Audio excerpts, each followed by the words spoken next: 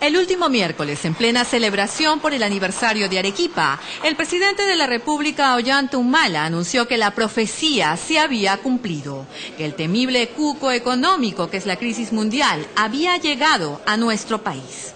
La crisis ya llegó al Perú, por eso es que hemos tenido hoy día un bajón en lo que es el canon, que afecta a las regiones que tienen canon.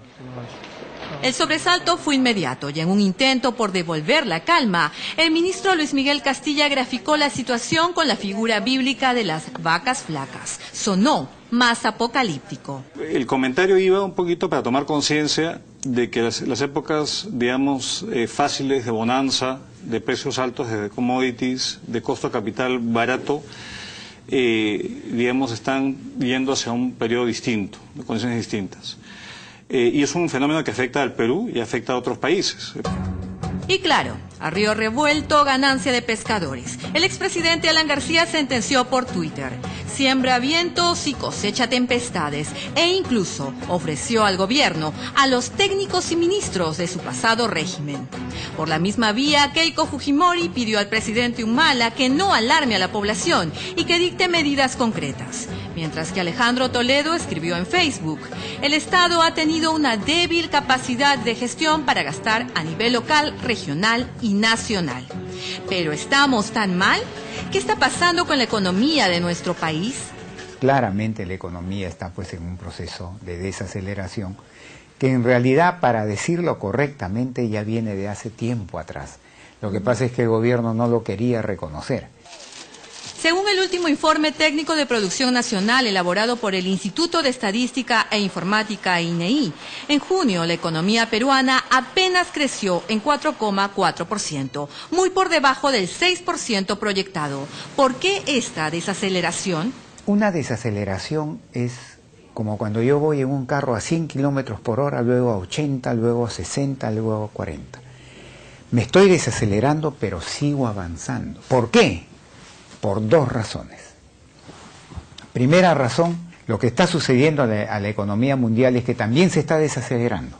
Este año algunas entidades internacionales están estimando que va a crecer escasamente 2% el mundo.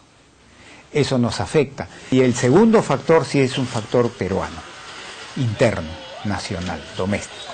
La confianza del empresario, del inversionista y del consumidor sobre todo, está declinando, se está también bajando, se ha caído bruto. Para el economista Jorge González Izquierdo, los desencuentros entre nuestros líderes políticos, las protestas, las huelgas, el intento de repartija, las postergadas elecciones de miembros del Tribunal Constitucional, del Banco Central de Reserva, las dudas con respecto a la imparcialidad del Poder Judicial, post-audio Chavín de Huántar, el intento de comprar Repsol, entre otros, conforman un ruido político que afecta finalmente la confianza de los inversionistas. Y frente a la creciente ola de preocupación que produjo el anuncio presidencial y haciendo gala de velocidad de reacción, la primera dama Nadine Heredia pidió desde La Libertad mantener el optimismo. Hay una economía tranquila dentro del país, está trabajando mucho por mantener los proyectos, seguir con ese optimismo que caracteriza no solamente al gobierno, sino a todos los peruanos. Todos somos un pueblo trabajador, así que esto lo que hace es abrir ventanas de oportunidad para poder seguir manteniendo un crecimiento. ¿Hay optimismo? Lo propio hizo un día después el jefe de Estado. Lo que yo he señalado es que sí, ya llegó la crisis, ¿no? Pero tenemos una economía sólida que nos permite generar confianza y generar esperanza de que vamos a salir adelante. Si ustedes miran la situación de la región latinoamericana, verán con toda seguridad que el Perú es uno de los países líderes en Latinoamérica y que la discusión en el Perú no es si va a crecer o va a decrecer, sino cuánto va a crecer. Dice el INEI que el desempleo ha aumentado en 6%. Pero el empleo también ha aumentado. Lo que está ocurriendo es que la creación de nuevos empleos sí se va a ver afectada. Es decir, en lugar de crear 300.000 empleos al año, vas a crear 200.000, ¿no? Por un tiempo, hasta que salgamos de este bache. Esto solamente es un bache transitorio. Es lo que te digo. Tanto el economista Elmer Cuba como Jorge González coinciden en que nuestro país saldrá bien librado del paso de la crisis mundial. Perú va a ser el país que más crece en América Latina este año. ¿Cuánto nos va a costar esta recesión mundial en Perú? Quizá 1,5 puntos, es decir, en lugar de crecer 6,5 que pensábamos hace un año que iba a ser este año, que seremos solamente 5%. Yo creo que el gobierno tiene las armas y las municiones para impedir que esta desaceleración traspase el 0% de crecimiento. ¿Y cuáles son las armas?